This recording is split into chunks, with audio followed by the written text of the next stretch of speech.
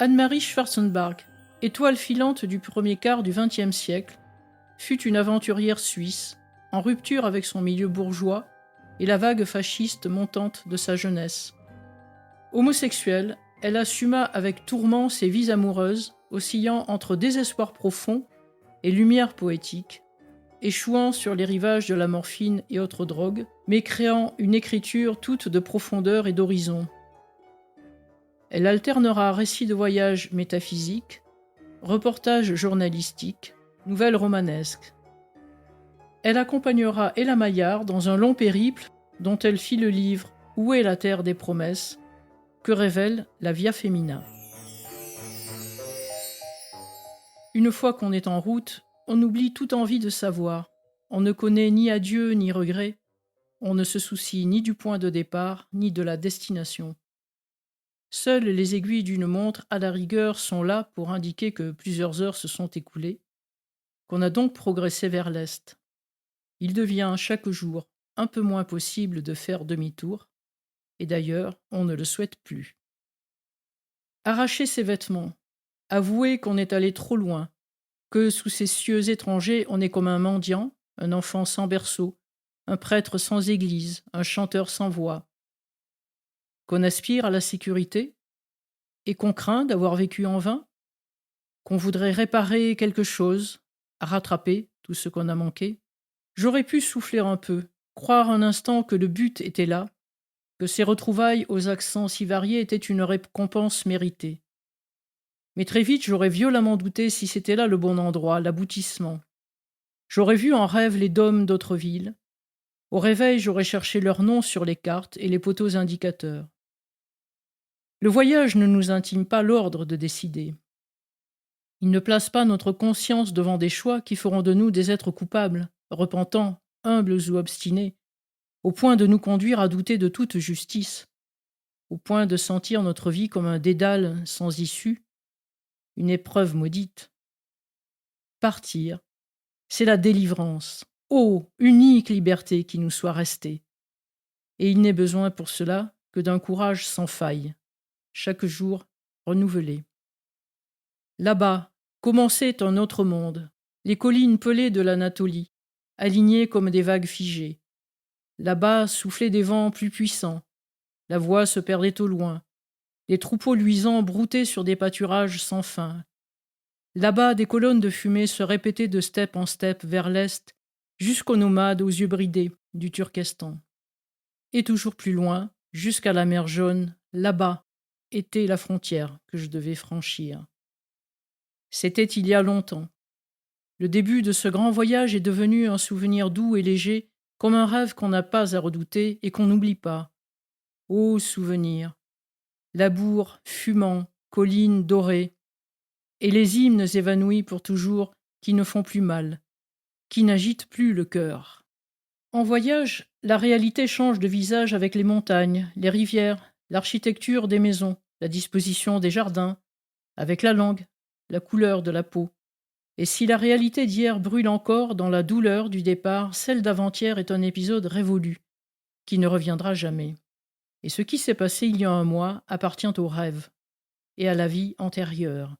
Et on comprend enfin que le déroulement d'une vie n'est pas fait d'autre chose que d'un nombre limité de ces épisodes, que le lieu où nous allons enfin pouvoir construire notre maison dépend de 1000 hasards.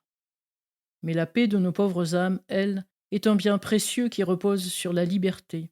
Et cette liberté, il ne faut pas accepter qu'elle soit persécutée. Il ne faut pas la marchander, ni négocier avec les dictateurs qui mettent le feu à nos maisons, piétinent nos champs, et peuvent d'un jour à l'autre semer le choléra. C'était il y a 2 mois, ou 2 mois et demi. Ce même été, fin juillet, j'avais quitté le haut plateau iranien, et après avoir franchi la passe de Firuzkou, j'étais descendu dans les forêts vierges touffues, la jungle humide, les rizières du Mazanderan, inondées et envahies d'essaims de moustiques, jusqu'à la côte bleu pâle de la Caspienne bordée de tristes dunes. Terre fertile, mélancolique, familière parce que présente dans une vie antérieure, dans les rêves et les souvenirs de ces dernières années. Nous avions l'impression de nous trouver dans un pays sans femmes. Nous connaissions bien le tchadri, ce vêtement plissé des musulmanes qui les couvre entièrement, assez différent des voiles vaporeux dont on habille romantiquement les princesses orientales. Il en serre étroitement la tête, ménageant juste une sorte de petite grille devant le visage, puis il tombe en long pli jusqu'au sol, laissant à peine entrevoir la pointe brodée et le talon usé des pantoufles. Ces silhouettes camouflées et sans forme, nous les avions vues se faufiler craintivement dans les ruelles du bazar. Et nous savions que c'étaient les femmes de ces mêmes Afghans fiers et hardis qui aimaient la compagnie, les conversations animées, et passaient la moitié du jour à paresser dans les maisons de thé et le bazar. Ces apparitions fantomatiques, elles, n'avaient dans leur aspect pas grand-chose d'humain. Étaient-ce des jeunes filles, des mères, des vieilles femmes? Étaient-elles jeunes ou âgées, tristes ou gaies, belles ou laides? Quelle vie menaient-elles? Quelles étaient leurs occupations? Pourquoi, pour qui éprouvaient-elles de l'intérêt, de l'amour, de la haine? À Kaboul, le Tchadri tomba pendant quelques semaines. Puis la révolte éclata.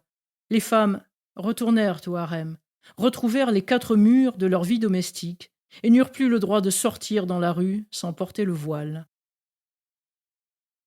Ces amorces de liberté, ces quelques semaines de l'année 1929, avaient-elles disparu de la mémoire des femmes?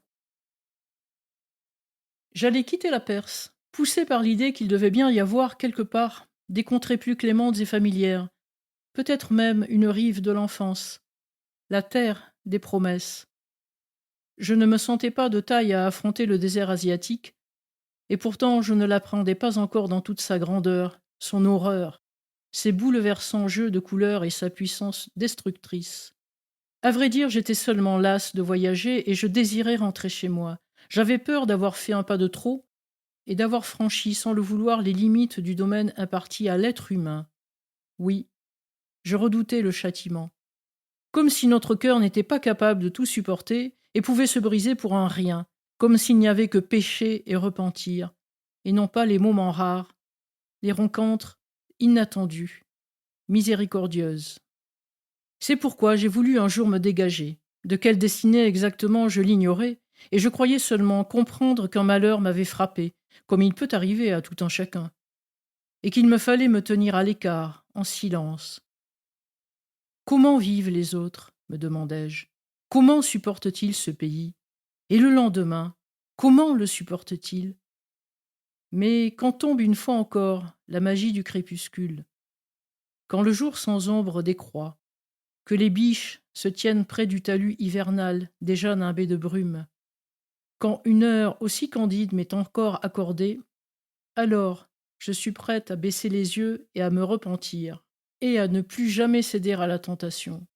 Et je veux bien reconnaître que nous sommes cantonnés dans l'espace réduit de nos origines, et que nous ne pouvons faire qu'un minuscule bout de chemin, mais au-delà duquel, dans un lointain insondable, les bateaux accostent au rivage de la mort.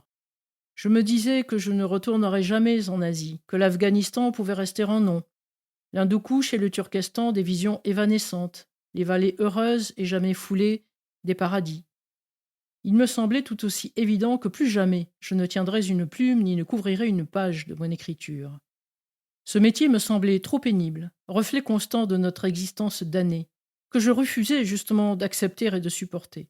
Chaque fois affronter de nouveau l'aube, le jour, le monde toujours étranger, le toucher et arracher à ce cœur ébranlé un mot unique, tout en sachant « cela ne va pas durer, c'est le moment des adieux, déjà oublié.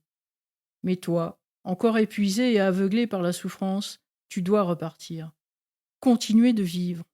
Et qui t'en sait gré? Le jeu en vaut-il la chandelle ?» De telles questions, j'avais appris à ne plus les poser. En revanche, j'ai gardé gravé dans mon souvenir le mot Chehel Sotoun, l'image de ces colonnes dressées vers le lumineux ciel perçant et son reflet immergé dans les profondeurs bleutées.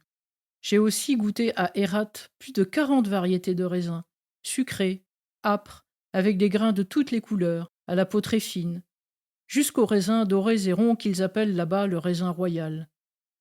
Et j'ai passé des nuits d'août caniculaires à l'ombre des minarets gigantesques parés de flamboyantes couleurs. Même le souffle ininterrompu du vent du nord, semblable à une mer déferlante, loin de dispenser la moindre fraîcheur, apportait avec lui le sable brûlant des déserts du Turkestan.